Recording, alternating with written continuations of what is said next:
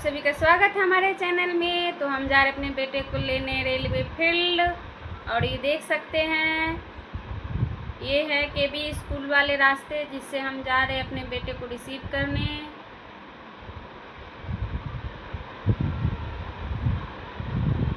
और अभी शाम का समय है इसीलिए रास्ता खाली खाली है। तो हम जा रहे हैं अपने बेटे को लेने और उसको लेके हम आएंगे घर।